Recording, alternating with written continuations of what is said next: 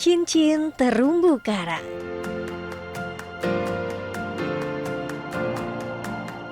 Raksasa laut nan ramah.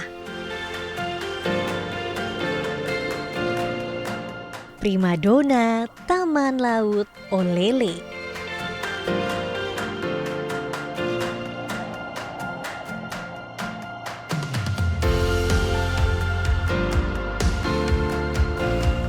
Rumah nyaman bagi lamut.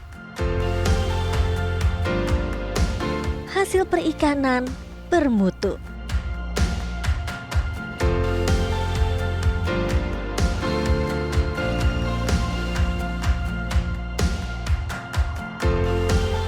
Semua terjaga dalam konservasi Gorontalo.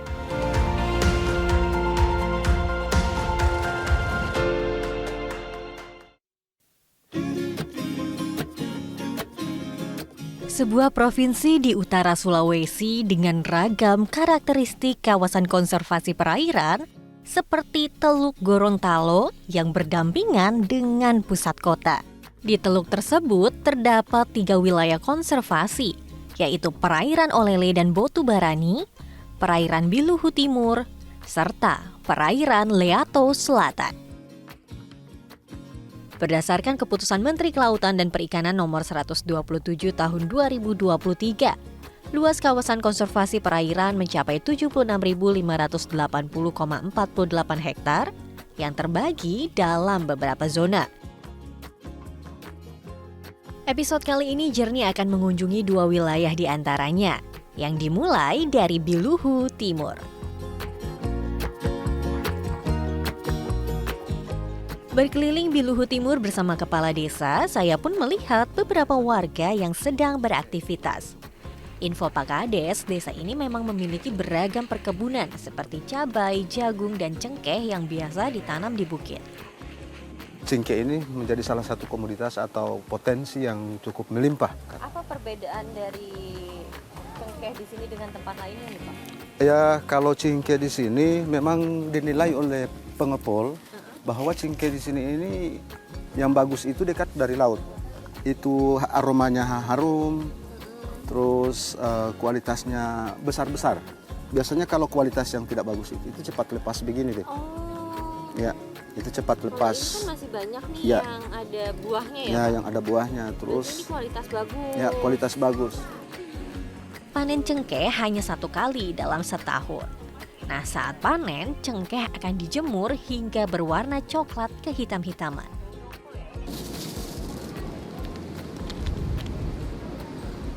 Wah, harum banget.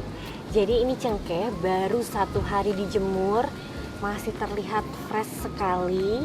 Nanti cengkeh ini akan dijemur selama 3-4 hari jika matahari terik. Wah, wangi banget. Tepat di depan rumah warga, terdapat warisan geologi Biluhu Timur. Inilah ring atol yang terbentuk dari erupsi gunung berapi bawah laut. Tumpukan lava yang dihasilkan akan membentuk terumbu karang. Pembentukan pulau atol ini memakan waktu yang sangat lama, yaitu sekitar 30 juta tahun loh travelers.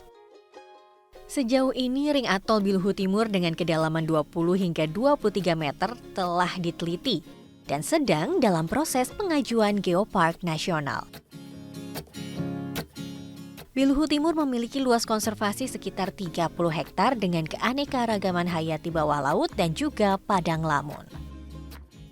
Saya pun melihat di tepi pantai Biluhu Timur memang langsung terlihat padang lamun yang luasnya mencapai 1 hektar loh travelers. Nah, kali ini bertepatan sekali. Pemerintah PPN atau Bappenas dan Indonesia Climate Change Trust Fund atau ICCTF sedang melakukan entry meeting dengan pemerintah daerah terkait proyek Lautra atau Laut Sejahtera. Jadi, program tersebut menjalankan beberapa komponen seperti infrastruktur pengembangan kawasan, pengembangan masyarakat, serta komponen pendanaan. Dan ekosistem di sini dikelola dengan baik, dengan benar, ya lingkungannya dijaga kan. Masyarakat pun nanti akan bisa jadi menyuplai makanan ke turisnya ataupun juga jadi guide-nya.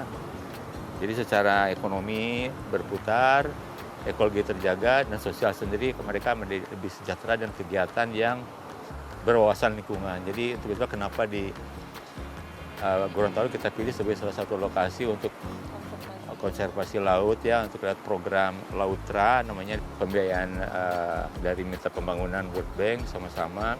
Jadi di sini saya pikir udah bagus nih, ada kelompok masyarakatnya, ada Pemdanya, udah beriringan ya. Ngelola lamunnya ekosistem yang unik Mbak, karena satu sebagai habitat ikan, dua untuk sedimen trap, jadi kalau ada pencemaran atau apa ya, pasti dia sedimen trap. Ketiga untuk juga sumber makanan ikan duyung atau ikan dugong misalnya itu. Cuma di sini saya tanya nggak ada dugong ya Mas ya? Belum ketemu ya? Ya, belum ketemu. Adanya apa nih Pak di sini? Ya, Black tip. Black tip. Iya, black tip. Itu gampang ditemuinya oleh misalnya wisatawan yang kesini pun gampang. Iya, bisa. Setiap hari bisa ketemu atau Tadi gimana? ada. Tadi di sini ada yang berenang. Oh, daerah mana biasa ngumpulnya? Di situ. Tadi masuk. Jalan sepanjang jalan Lagun. Hiu black tip ya? Iya. Tapi aman? Aman. Untuk wisatawan tuh aman ya? Iya. Tidak Kandungnya berbahaya? kan nggak nganas. Oke, baik. Menurut Pak Rahmat, Laut Indonesia saat ini baru terpetakan sekitar 20% saja. Ini 5 tahun ke depan ini kita akan gerakan blue economy sebagai afirmasi program nasional Mbak. Jadi laut ini potensi luar biasa untuk Indonesia ke depan sebagai sumber pertumbuhan ekonomi. Kita namakan blue economy dari hasil tangkap, budidaya, pengolahannya, dan bahkan ada kegiatan-kegiatan yang nanti kita sebutkan bioprospecting laut, Mbak. Jadi bagaimana dari misalnya lamun ini kita teliti bisa jadi apa nih? Bisa jadi kosmetika atau bisa jadi obat. Lamun memiliki fungsi yang luar biasa loh travelers. Kemampuan padang lamun menyerap karbon dioksida atau CO2 jauh lebih baik dibandingkan vegetasi apapun di daratan. Dalam tiap hektar, padang lamun mampu menyerap karbon hingga 6,59 ton per tahun. Mas Rolis, ini kan kita jalan sedikit aja dari pantai udah langsung terlihat ya Iya. lamunnya. Bentuk pengelolaan yang dilakukan oleh kelompok masyarakat pengawas? Lamun yang ada di sini selalu kita ukur dan kita selalu berikan edukasi terhadap masyarakat bahwa ini perlu dijaga. Akan dilihat bentuk pertumbuhannya akan bertambah atau dia tiap tahunnya mau berkurang karena ekosistem air biasanya dia dapat berpengaruh terhadap pertumbuhan. Alhamdulillah dengan sampai 2024 lamunnya tetap bertambah semakin dengan baik gitu. Iya. Berarti menunjukkan bahwa laut di sini sehat juga. Iya. Lamun juga ternyata memiliki 3 fungsi ekologi, yaitu spawning ground, nursery ground, dan feeding ground. Jadi lamun ini memiliki beberapa fungsi baik fisik ataupun ekologi. Kalau misalnya dari fisik, jadi itu di tengah laut kan ada terumbu karang. Terumbu karang itu sudah memecahkan ombak. Nah, lamun ini sebagai penyambungnya lagi. Jadi ketika ombak sudah terpecah dari terumbu karang, lalu ada lamun di sini sehingga air yang menuju ke daratan itu lebih tenang. Bagi wisatawan yang ingin menyelam, Anda juga akan menemukan ragam biota laut dan yang pastinya terumbu karang yang hanya ada di Gorontalo, yaitu Salvador Dali. Tapi kali ini aku akan mencoba menyelam di lokasi lain. Menutup hari di Biluhu Timur, saya akan bersantai saja di sebuah penginapan yang langsung mengarah ke laut dengan latar belakang tebing yang menjulang tinggi.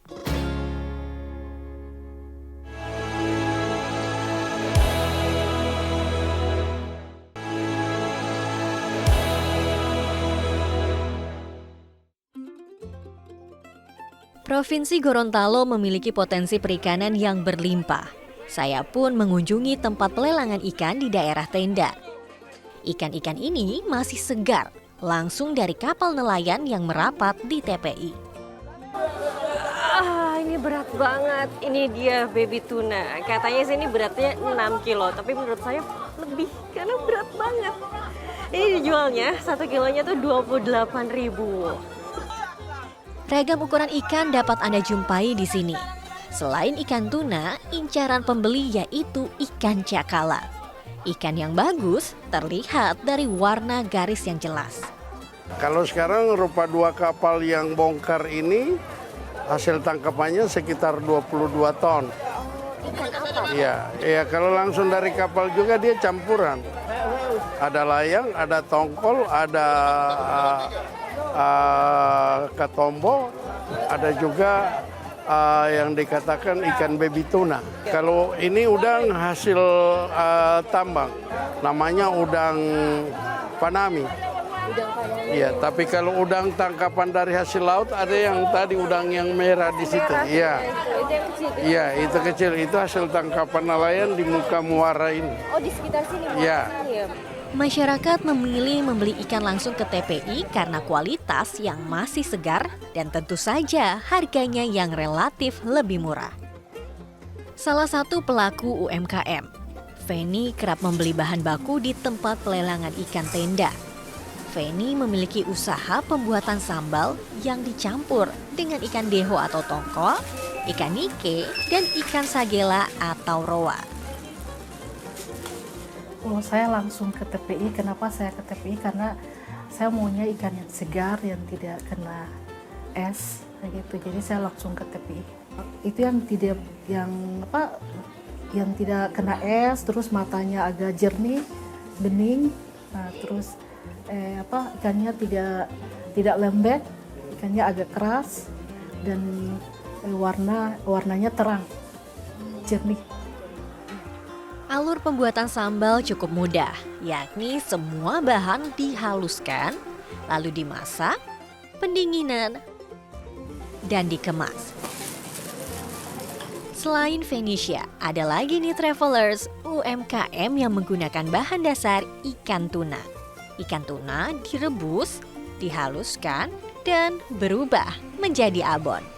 Ini tunanya dari mana, Kak? Tunanya kita ambil dari nelayan lokal Gorontalo. Bahan baku itu pas sampai langsung kita olah. Kita nggak nunggu ikannya sampai bermalam. Satu toples abon ini memakai tuna mentah sebanyak 24 kg loh travelers. Kenapa tuna, Kak? Apakah di Gorontalo memang penghasil tunanya Iya, banyak? karena Teluk Tommy ini kan, Kak. Jadi tuna dari Gorontalo itu yang paling bagus hasil lautnya. Iya.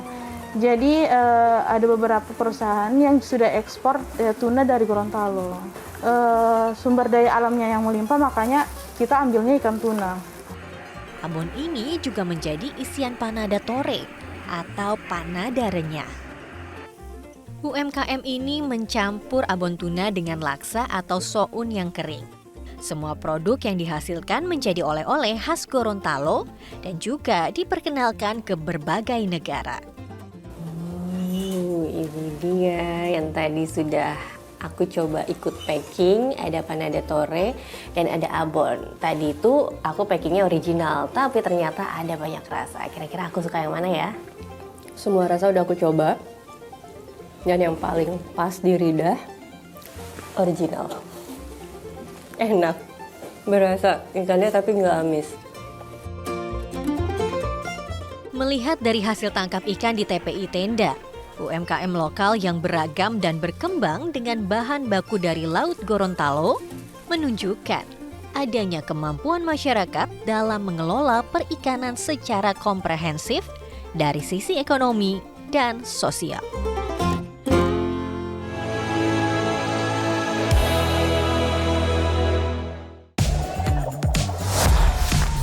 Pegal dan otot.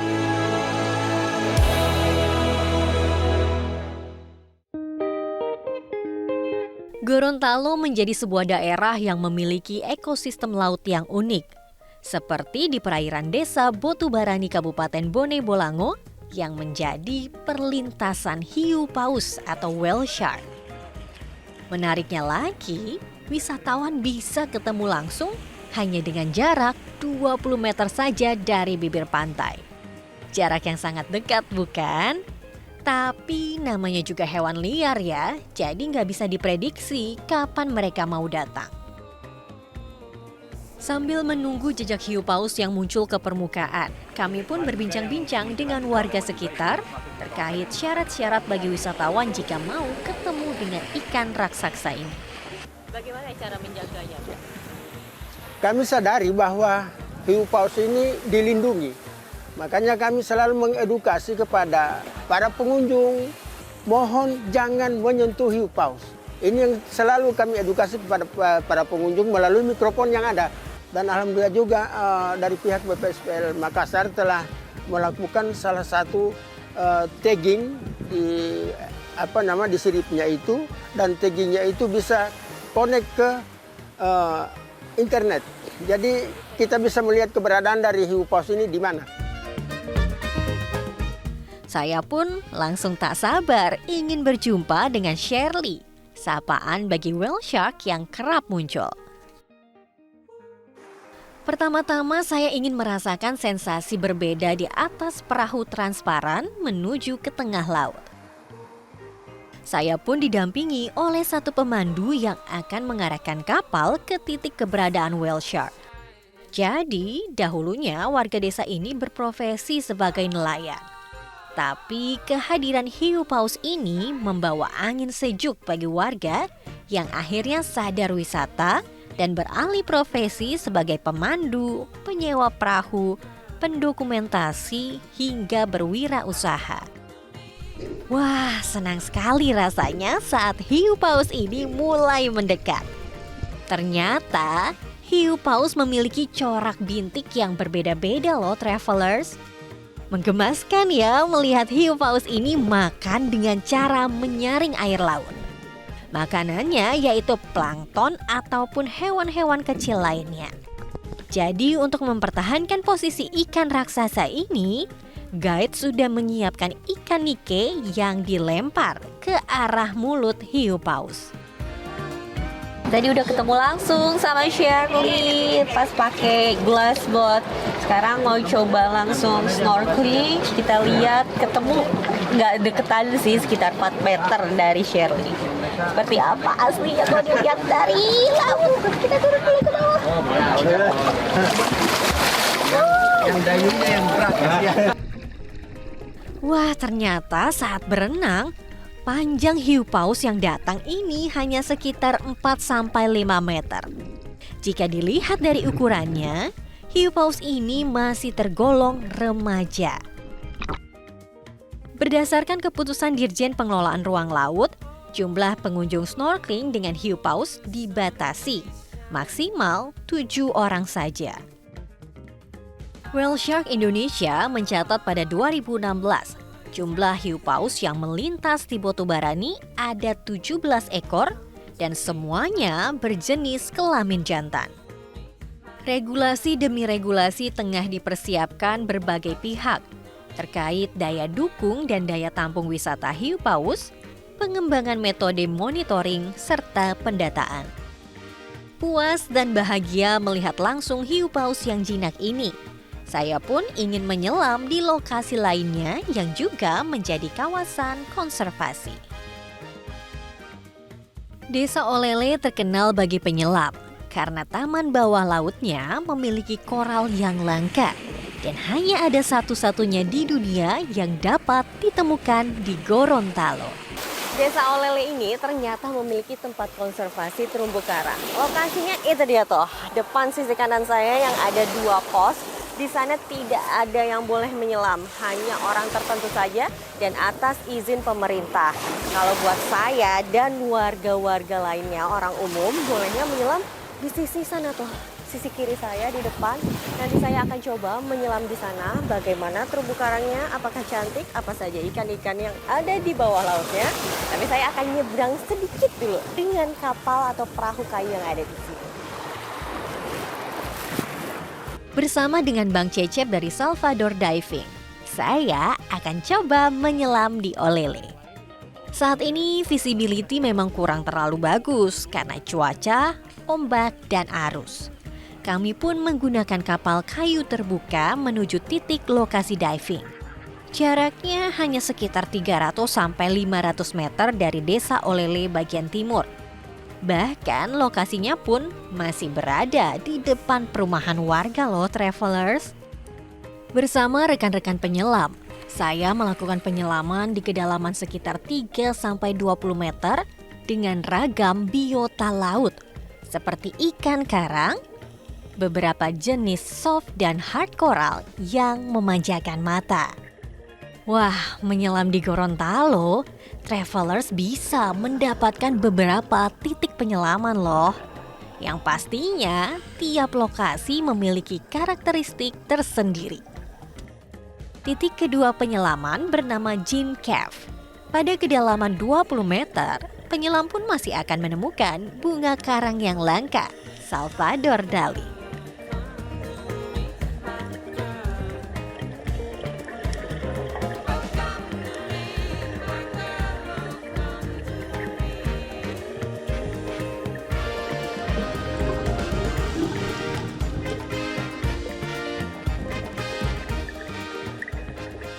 Usai menyelam, saya pun berbincang dengan Pak Tony dari ICCTF yang sudah bertemu dengan lionfish dan menikmati keindahan Salvador Dali.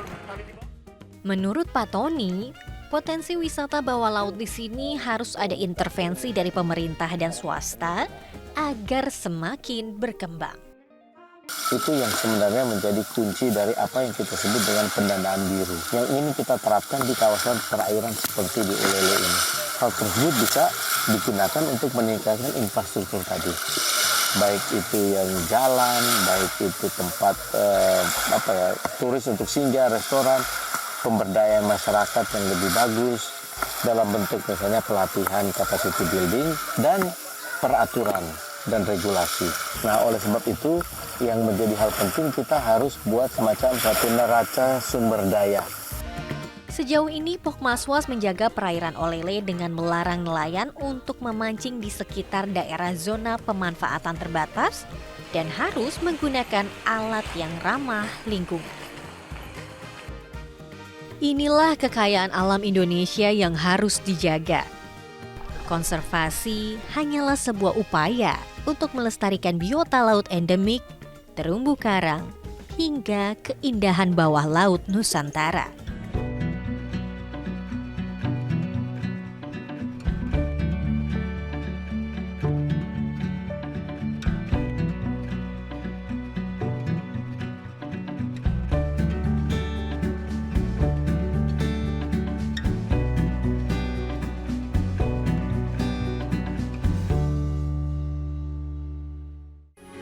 Metro TV. Jelajahi cara baru mendapatkan informasi. Download Metro TV Extend sekarang.